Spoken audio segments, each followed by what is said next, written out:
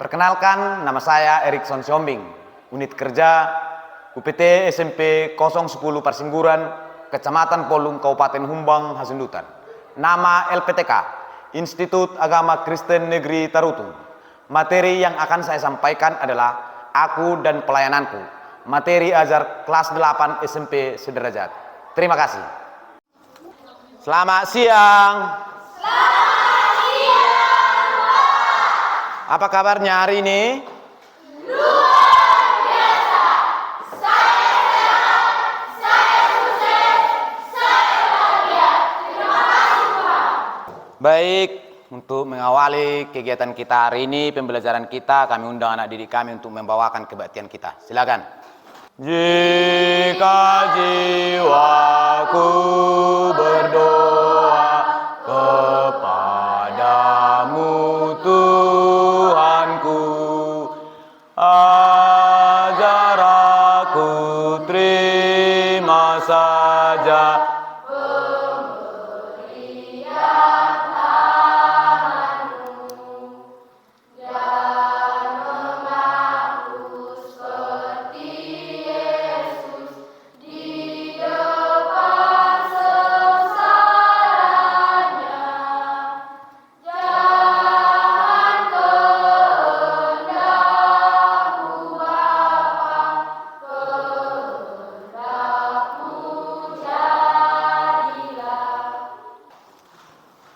seperti biasa. Kalau saya panggil namanya, silakan diberikan atau disampaikan kata-kata motivasi. Chelsea Olivia.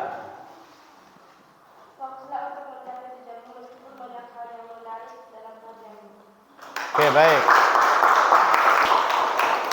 Jogita. Jangan biarkan suara gangguan mengalahkan suara hati yang penuh harap.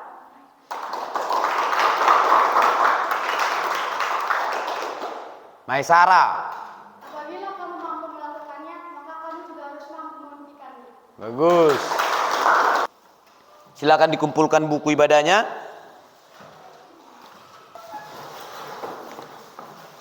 Baik. Kita langsung aja atur duduk tempat duduknya sesuai dengan kelompok masing-masing. Silakan kita masuk ke materi ajar kita hari ini di bab yang ke-10. Apa dibuat di sana?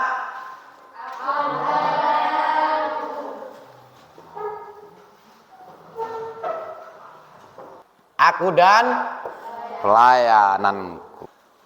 Sebelum kita masuk ke pokok materi dengan judul Aku dan Pelayananku, mari kita lihat dulu sejenak untuk materi ajar kita sebelumnya, yaitu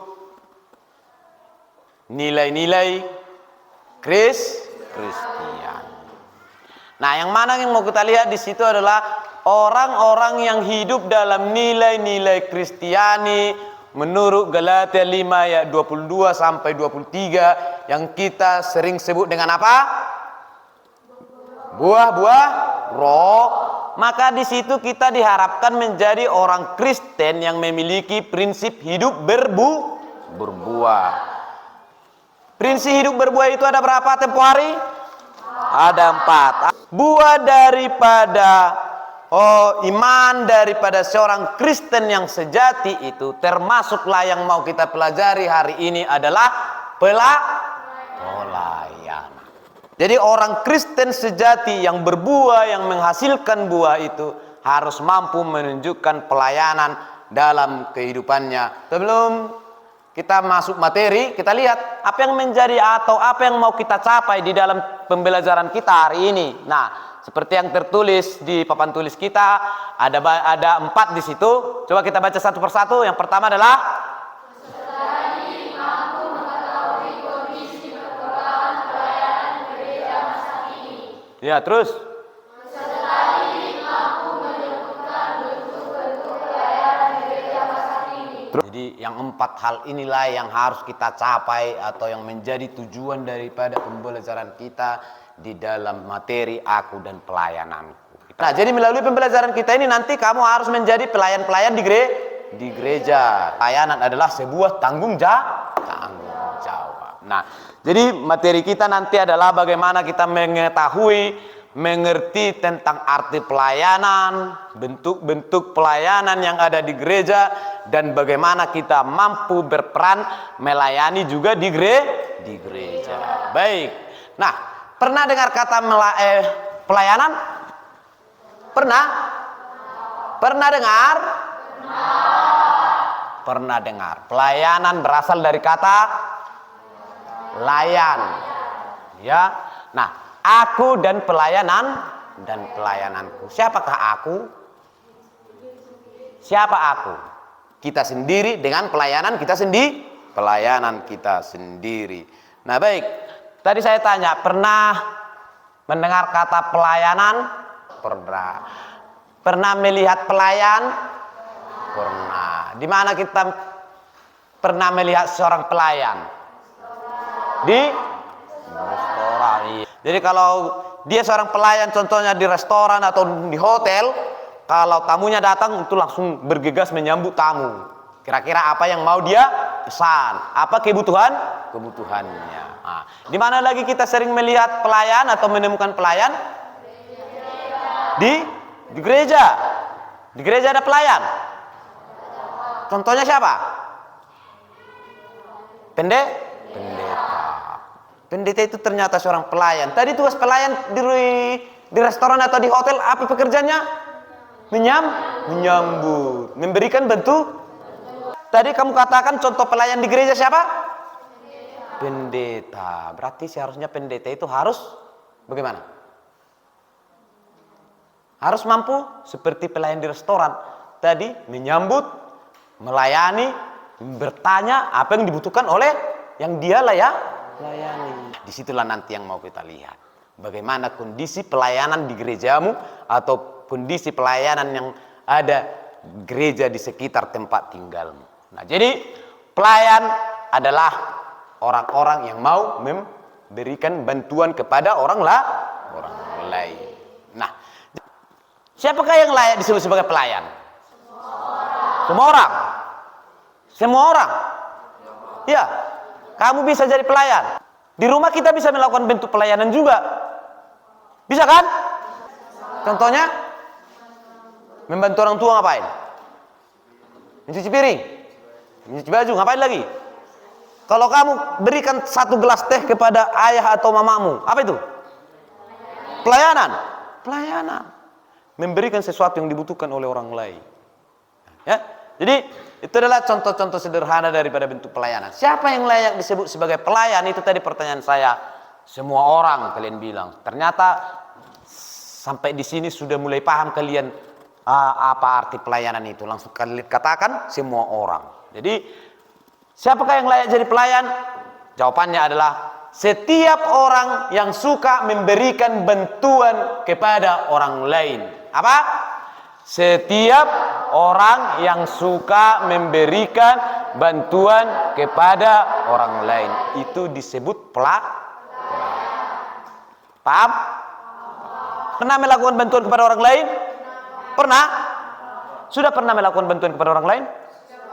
Berarti apakah kamu sudah pelayan? Sudah. Oke, baik. Nanti kita lihat pelayanan di gereja.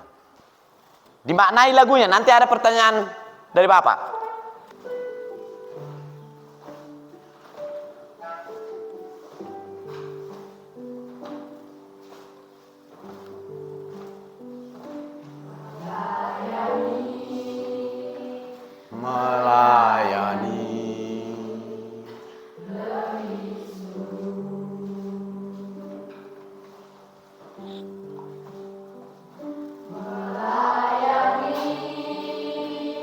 Melayani lebih sungguh.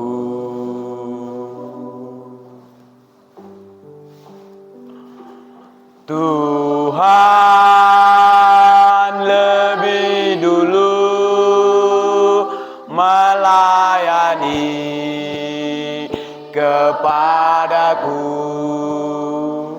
melayani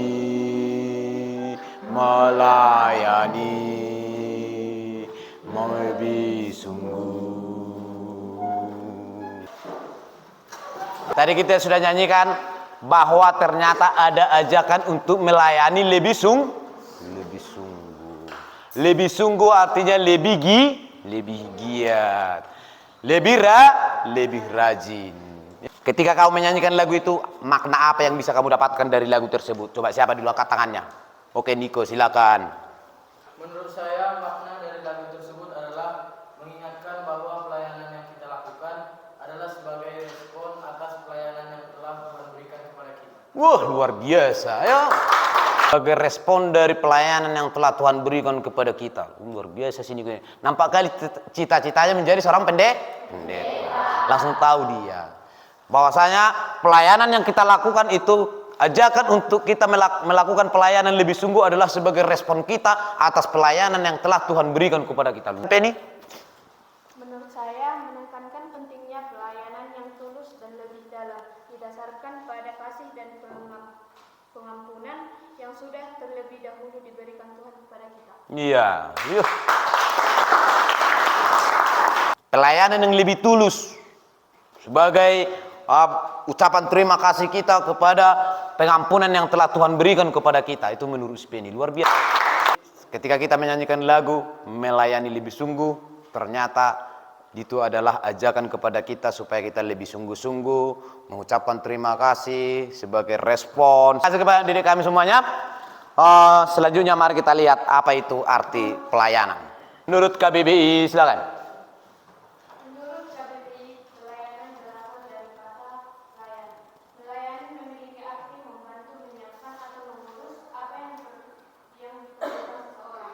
Menurut KBBI bahwa pelayanan berasal dari kata layan, yaitu melayani yang memiliki arti membantu atau menyiapkan atau mengurus apa yang diperlukan oleh seseorang. Menyiapkan, membantu, mengurus apa yang diperlukan oleh seseorang. Ternyata kalau kita lihat dari makna atau arti secara harafiah menurut Kamus Besar Bahasa Indonesia, setiap pelayanan atau setiap perbuatan yang kita lakukan membantu, menyiapkan, mengurus atau memberikan sesuatu kepada orang lain itu termasuk adalah pelayan. Maka kembali seperti apa yang kita sampaikan tadi, bahwa ternyata dalam kehidupan kita ini tanpa kita sadari kita sudah banyak melakukan pelayan. Sudah. Kita lihat di sini bahwa menurut pembelajaran kita hari ini mengekspresikan cinta kasih kepada Allah dan sesama, menunjukkan perbuatan nyata di dalam kehidupan sehari-hari sebagai wujud rasa cinta kasih kepada Allah dan sesama. Bagaimana kita mencintai Allah, bagaimana kita mencintai sesama, yang pasti kita melakukan hal-hal yang baik. Memberikan sesuatu yang menjadi kepentingan orang lain. Ketika kamu mengambil sampah, itulah kepentingan sekolah ini supaya sekolah kita bersih. Berarti itu termasuk pelayanan. Maka nanti ketika kita sudah mempelajari ini, aku dan pelayananku, jangan kamu hanya terpikir pelayanan di gereja menjadi paragenda, menjadi pengupelean, menjadi kondak atau menjadi pemimpin nyanyian. Bukan hanya itu. Bagaimana kita mengaplikasikannya dalam kehidupan kita sehari-hari adalah bentuk-bentuk pelayanan yang mungkin kita lakukan di lingkungan keluarga, sekolah, gereja, dan masyarakat. Tapi lagi di sekolah, setelah mempelajari ini kita harus mampu menerapkan atau mengaplikasikan pelayanan-pelayanan dalam kehidupan kita di sekolah ini. Contohnya apa? Itu yang saya katakan tadi itu. Mengambil sampah termasuk juga pelayanan. Menyiram bunga tanpa disuruh juga termasuk pelayanan. Membantu atau membersihkan kelas juga termasuk pelayanan. Sekarang dari apa yang sudah kita bicarakan itu, pelayanan menurut Kamus Besar Bahasa Indonesia, pelayanan menurut pendidikan agama Kristen, maka mari kita lihat ada 3 pertanyaan di papan tulis kita. Apa arti melayani menurutmu? Apakah melayani merupakan suatu kewajiban? Mengapa perlu melayani? Menurut kamu, apa arti melayani? Tuliskan di catatanmu. Ketiga pertanyaan ini silakan dijawab. Apakah melayani merupakan suatu kewajiban? Mengapa perlu melayani? Siapa yang sudah? 1 orang, 2 orang, 3 orang, 4 orang, 5. Jangan mau kalah dengan yang lain. Kalau temannya bisa, kenapa saya tidak bisa? Kan begitu. Melalui ketiga pertanyaan itu, saya mau melihat atau mau menagih apa yang menjadi tanggapanmu atau pendapatmu melalui ketiga pertanyaan tersebut. Siapa dulu? Siapa? Angkat tangannya. Siapa yang mau menjawab duluan? Ayo, Penny. Apakah arti melayani menurutmu memberikan diri untuk menjadi berkat bagi orang lain dan menunjukkan kasih dan pengabdian? Kelompok sana dulu, kelompok sana. Dari kelompok. Apakah arti melayani menurutmu? Melayani suatu tindakan yang berasal dari diri kita sendiri terhadap sesama manusia untuk saling melayani. Suatu tindakan yang berasal dari diri kita sendiri kepada orang lain untuk saling melayani. Bagus. Mengapa perlu melayani? Karena melayani memberikan manfaat bagi diri sendiri dan orang lain serta merupakan bagian dari hidup dan kasih karunia Tuhan. Oke, dari kelompok ini satu lagi. Tepuk tangan dulu untuk sketch ya. Yuk. Mengapa perlu melayani? Karena melayani adalah salah satu cara kita membantu seseorang tanpa mengharapkan imbalan. Oke, baik. Tepuk tangan. Oke. Apakah arti melayani? Melayani adalah semua yang kalian bicarakan tadi itu adalah benar. Ada tadi yang mengatakan bahwa melayani dengan tulus, menjadikan diri berkat kepada orang lain. Nah, jadi itu semuanya adalah sebagai rasa wujud cinta kasih kita kepada sesama kita manusia. Jadi semua tindakan-tindakan baik yang kita lakukan kepada sesama kita manusia itu adalah termasuk pelayanan. Melayani merupakan suatu kewajiban, memang harus menjadi sebuah kewajiban. Karena apa? Karena sudah menjadi tugas dan tanggung jawab kita sebagai ciptaan Tuhan. Alasannya apa? Karena Tuhan sudah terlebih dahulu melayani kita. Apakah Tuhan melayani kamu? Sebutkan contohnya satu. Wah, Tuhan melayani saya, memberikan saya makan. Itu pelayanan. Pelayanan yang paling besar dari Tuhan adalah napas kehidupan. Tuhan selalu memberikan itu kepada kita. Jadi, mengapa perlu melayani? Karena itu sudah menjadi rasa syukur dan terima kasih kita kepada Tuhan atas pelayanan yang telah terlebih dahulu diberikan oleh Tuhan kepada kita. Oke, baik. Tepuk tangan untuk kita semua ya. Pantun dulu kita ya, ya dibalas ya, dibalas. Oke. Sungguh indah pintu di pahat. Buku di atas dahan. Kalau hidup ingin selamat, taat selalu perintah Tuhan. Oke. Suandri.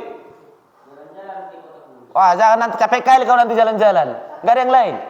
Harus jalan-jalan. Ayo. Cakep. Oke.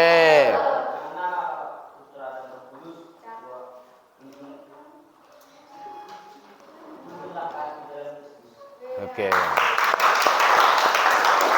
Sebelum masuk kita ke kegiatan 3 halaman 100, saya jelaskan sebentar bahwa ada sebuah badan survei yaitu BRC, Bilangan Research Center, melakukan survei kepada 495 orang generasi muda Kristen yang berumur 15 sampai 25 tahun. Ada 91,8% masih rutin mengikuti ibadah di gereja. Namun persentase itu menurun setiap tahunnya. Ya, ini pada tahun 2018. Survei ini dilakukan pada tahun 2018. Di sini saya sebut ya, 2018. 7 tahun yang lewat dilakukan survei kepada 4.095 orang. 91,8% diantara yang 4.000 ini masih rajin ke gereja. Tapi tiap tahun katanya itu menurun. Kira-kira apa penyebabnya? Nah, di situ persoalannya. Remaja atau pemuda Kristen itu tidak pergi lagi ke gereja. Alasannya yang pertama adalah karena banyak kegiatan di luar gereja yang lebih menarik. Katanya remaja dan pemuda tidak lagi ke gereja karena alasan yang pertama banyak kegiatan yang lebih menarik di luar kegiatan gereja itu. Contohnya kira-kira apa? Main game. Bagus. Main apa lagi? Main bola. Apa lagi? Mancing. Apa lagi? Kenapa lebih menarik game daripada kegiatan di gereja rupanya? Kenapa lebih menarik ini daripada kegiatan di gereja? Emang kegiatan di gereja ngapain? Mana lebih menarik jalan-jalan ke Danau Toba dibandingkan ibadah ke gereja? Mana lebih menarik? Jalan-jalan ke Danau Toba. Secara manusia, gak usah kau munafik. Jangan karena kita belajar kau bilang lebih enak ke gereja, lebih asik ke gereja daripada jalan-jalan. Penyebabnya adalah karena ada banyak kegiatan di luar gereja yang lebih asik, yang lebih menyenangkan di kalangan remaja atau di kalangan pemuda, sehingga remaja-remaja atau pemuda itu tidak lagi pergi ke gereja. Yang menjadi permasalahannya, kenapa bisa game, bola, mancing, jalan-jalan lebih asik daripada kegiatan di gereja? Kalau boleh saya katakan, berarti pelayanannya tidak asik. Baru yang kedua adalah karena kaum muda tidak dilibatkan dalam pelayanan. Ada di sini yang dilibatkan dalam pelayanan di gerejanya? Ada? Coba katakan siapa yang ada pelayanannya di gereja di sini? Muda itu sebagai generasi remaja harus dilibatkan dalam pelayanan. Maka kita lihat kegiatan 3. Kegiatan ini menjadi kegiatan terakhir dalam pertemuan kita hari ini. Silakan kita kerjakan secara berkelompok. Silakan dengan segera. Ya, berdiskusi secara berkelompok, jangan diam ya. Ini LKPD-nya ya. Tuliskanlah semua bentuk-bentuk pelayanan yang sudah pernah kamu lakukan di situ.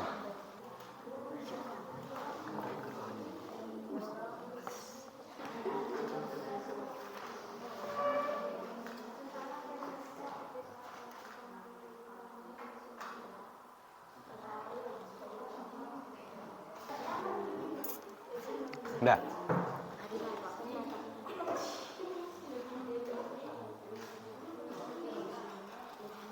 Ada berapa bentuk pelayanan yang sudah kalian lakukan di sini?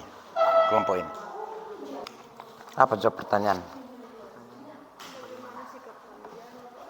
Kami melihat perkembangan pelayanan gereja yang selama ini monoton atau bagaimana atau tidak mengikuti zaman. Ada baiknya sesuai dengan perkembangan zaman ini remaja ataupun pemuda dilibatkan dalam pelayanan supaya pelayanan di gereja itu lebih hidup atau lebih menyenangkan. Selamat siang, Pak. Ya, selamat siang. Selamat siang, Indonesia. Kami dari kelompok pelayanan hidup ingin mempresentasikan hasil diskusi. Silakan. Nomor 1. Pernahkah kalian ikut terlibat dalam pelayanan remaja? Jika ya, bentuk pelayanan seperti apakah yang dilakukan dan jika tidak, kenapa? Ya, kami pernah terlibat dalam pelayanan gereja. Bentuk pelayanannya adalah melayani dalam paduan suara, musik, dan doa syafaat. Nomor 2, bagaimana sikap kalian melihat kondisi perkembangan gereja secara khusus pelayanan remaja saat ini? Sikap kami adalah meningkatkan perkembangan gereja ataupun mengikuti perkembangannya dalam hal positif. Walaupun kondisi di gereja kami tidak terlalu baik karena terkadang jemaat atau remaja keluar dari gereja. Nomor 3, tantangan apa yang kalian hadapi di tengah-tengah perkembangan gereja yang selalu mengikuti perkembangan teknologi saat ini? Tantangan yang kami hadapi yaitu menahan keinginan untuk bersenang-senang dalam menggunakan ponsel ataupun teknologi lainnya, dan juga mengikuti ibadah dalam gereja dengan baik. Inilah hasil diskusi kami. Jika ada salah kata atau kalimat yang tidak jelas, kami mohon maaf. Terima kasih. Yuk, ada yang mau bertanya, ada yang mau beri masukan? Terutama di poin nomor 2 di situ. Atau di poin nomor 1 pun bisa bertanya. Itu gereja mana tadi? Remaja bisa berdoa syafaat. GKPI? Persingguran GKPI. Bisa remaja doa syafaat pas acara ibadah gitu? Pada bersama maksudnya? Ibadah hari Minggu? Ibadah PA remaja gitu? Ya. Kirain tadi pas hari Minggu, pas acara besar dibuat remaja, itu udah maju mantap kali gerejanya. Kalau bisa seperti itu kan, melibatkan remaja ataupun pemuda dalam pelayanan gereja. Jadi pelayanan di gereja kalian, pelayanan remaja adalah paduan suara, apalagi tadi? Dua syafaat, musik. Oke, bagus. Sebenarnya paduan suara sangat-sangat penting dalam sebuah gereja. Karena itu sangat mengikat remaja untuk atau pemuda untuk masuk ke gereja. Oke, tepuk tangan sekali lagi untuk kelompok ini. Silakan duduk. Nomor 2. Bagaimana sikap kalian melihat kondisi perkembangan gereja secara khusus pelayanan remaja saat ini? Terus mendukung dan mendorong pertumbuhan rohani dan remaja, serta menciptakan lingkungan gereja yang positif dan mendukung. 3. Tantangan apa yang kalian hadapi di tengah-tengah perkembangan gereja yang selalu mengikuti perkembangan teknologi saat ini?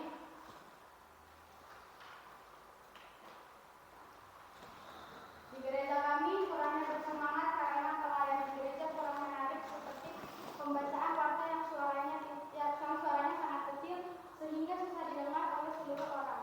Dan di gereja kami kurangnya saat berbicara membacakan warta karena sering salah membaca. Pelayanan di gereja kami tidak disiapkan dari jauh-jauh hari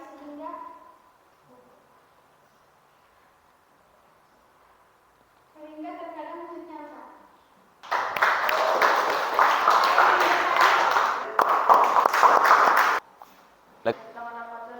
Tantangan apa yang kalian hadapi di tengah-tengah perkembangan gereja yang tidak mengikuti perkembangan teknologi saat ini? Penyebaran informasi yang salah.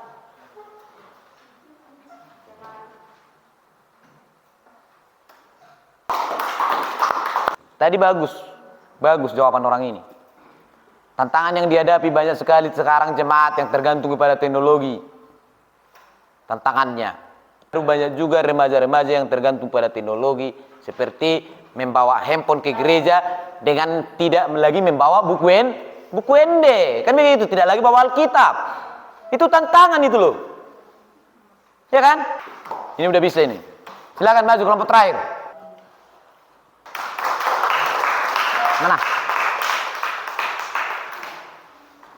Mana?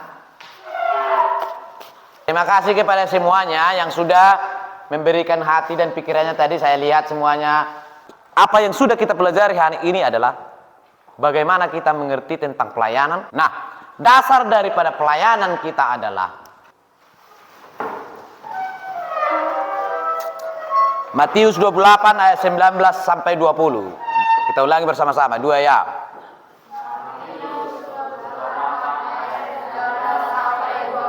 Karena itu, pergilah, jadikanlah semua bangsa muridku, dan baptislah mereka dalam nama Bapa dan Anak dan Roh Kudus, dan ajarlah mereka melakukan segala sesuatu yang telah kuperintahkan kepadamu. Dan ketahuilah, aku menyertai kamu senantiasa sampai kepada akhir zaman. Itulah sebagai dasar atau landasan daripada pelayanan orang Kristen, bahwa pelayanan itu memang menjadi tanggung jawab orang Kristen sebagaimana diamanatkan oleh Tuhan Yesus sebelum Tuhan Yesus terangkat ke surga. Demikian untuk hari ini, apa yang sudah kita pelajari mudah-mudahan bisa bermanfaat dan kita lanjutkan untuk pertemuan selanjutnya. Kita berdoa. Terima kasih ya Tuhan, kami panjatkan kehadirat-Mu buat berkat Tuhan pada siang hari ini. Kami telah menyelesaikan pembelajaran kami.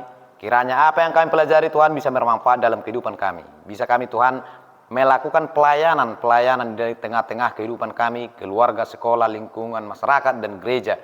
Sekecil apapun pelayanan kami, kiranya kami bisa menjadi berkat kepada orang lain. Kami akan pulang Tuhan, kiranya Tuhan mengantarkan kami ke tempat kami masing-masing, agar kami sampai dengan selamat ke rumah kami dalam keadaan sehat dan berbahagia. Ampunkan kami Tuhan atas segala dosa dan pelanggaran kami, agar kami layak menerima berkat-Mu. Dalam nama-Mu Yesus Kristus kami berdoa dan bersyukur. Amin. Selamat siang. Selamat siang.